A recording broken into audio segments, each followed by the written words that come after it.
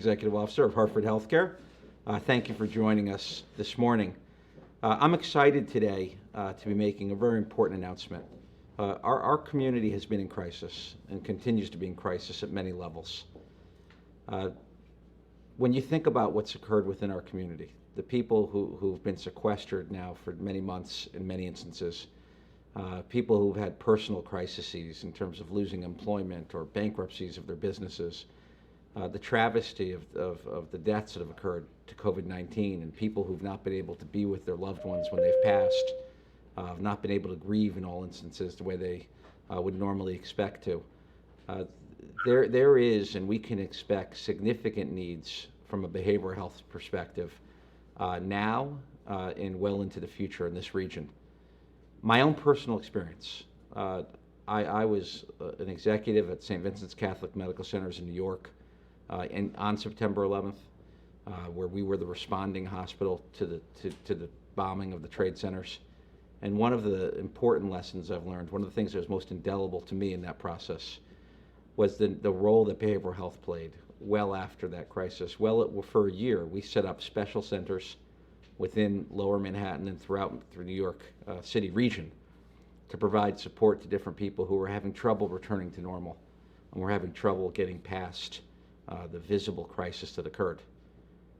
As I look at our circumstances today, as a leader within this region from a healthcare system perspective, I think we have a similar set of circumstances that we can anticipate. And I believe that we're going to see from a behavioral health perspective tremendous needs. And it's why I'm really pleased, as we've thought this through and I've challenged our team to think differently. I said, how can we use all of our capabilities in behavioral health to do something more for our community? And what I think we have the potential to do, or what we are announcing today, is we're putting in place a 24-hour a day, 7-day-a-week operation for behavioral health services, where any member within our community, period, can pick up the phone and can call us and can dial our 860-972-8100 phone number, and we'll be speaking with a clinician and we'll be connected directly to a behavioral health professional. There are already studies coming out nationally that are showing significant evidence of great distress within our communities and great risks that people have. We need to make certain that we leverage all of our capabilities. At Hartford Healthcare, we're the largest statewide provider of behavioral health capabilities.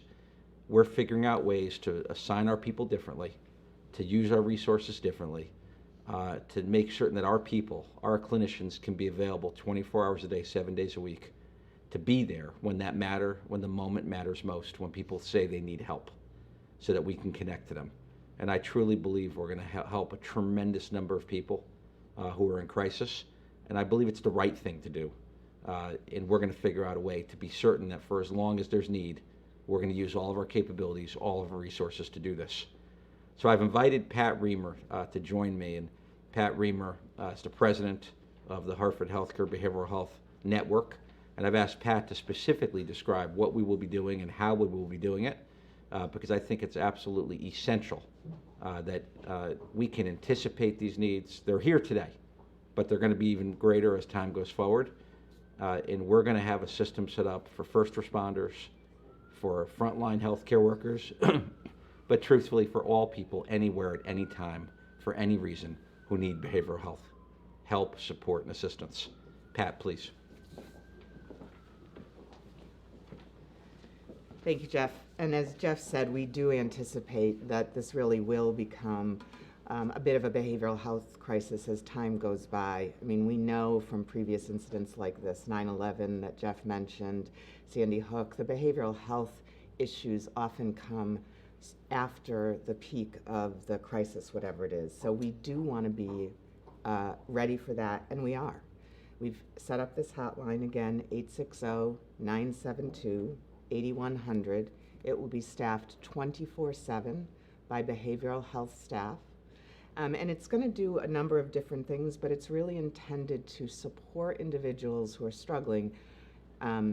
We know that last week a report came out that 75,000 people will die of suicide in this country related to this pandemic if we don't get in front of it. And so this is just one of the ways that we think we can help. And it was really created with the idea that people are experiencing interrupted grief, depression, significant losses, and we want to be there for you. So this hotline can help you with managing emotions. It can help you with getting actually appointments to see someone, whether it's via telepsychiatry or in person. All of our services across the state are open. So if somebody were to call this line, essentially the person who answers the call is going to ask you for your first name and your phone number, and that is in case the call drops. We want to ensure that we're able to get back to people.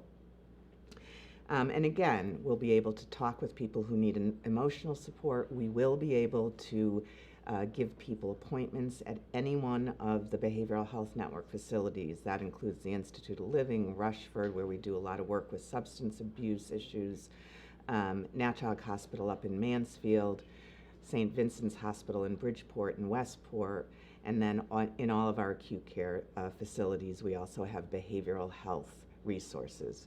We are a well-resourced network. We think we can do this. We think we can do this well. And we think it's very important that the community has access to these services. So with that, I'll stop and we'll take answer any questions that you may have. Hi, it's Bridget with the Republican Americans. Can you talk about cost? How is that going to work? This is a free service. One of the things, that's a really important question. Now, one of the things we will ask people for is if they have insurance, if they're willing to share that with us, because that will help us to assess where they can get into services. And we will have all services available, so that there will be, for example, the Department of Mental Health and Addiction Services. We know where the resources are in the state, and we want to get people to the right resources. So the cost for the call obviously is free, and then we will work with people around services and what they need. Okay, thank you.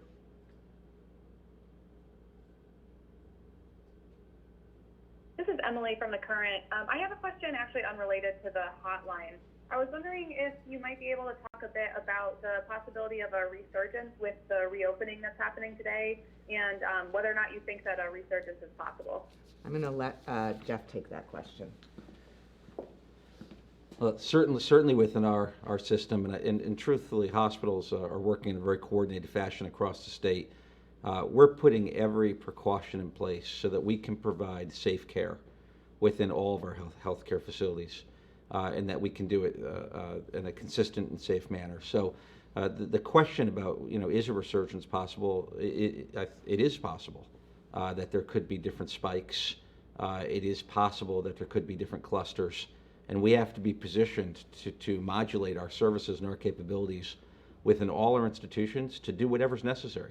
So to the extent that does occur, we have to make sure that our health systems are built to be agile and to support whatever the demands and needs are as time goes forward. But I think we're taking the right precautions.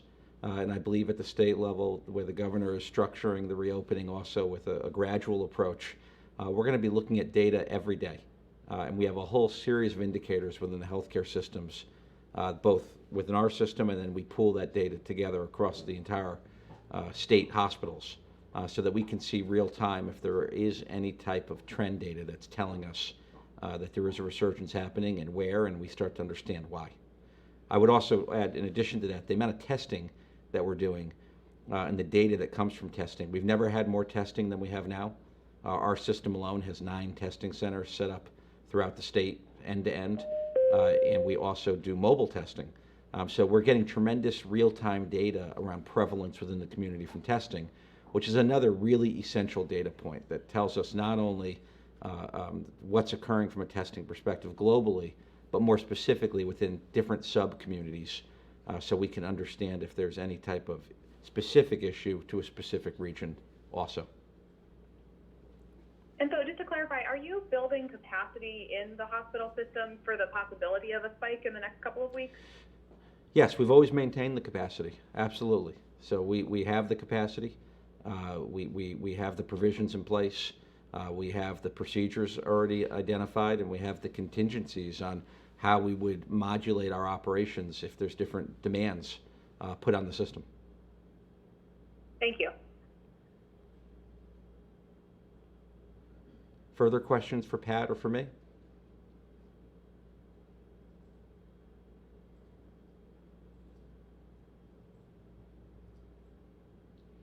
Very good. Thank you very much. Appreciate your attention this morning.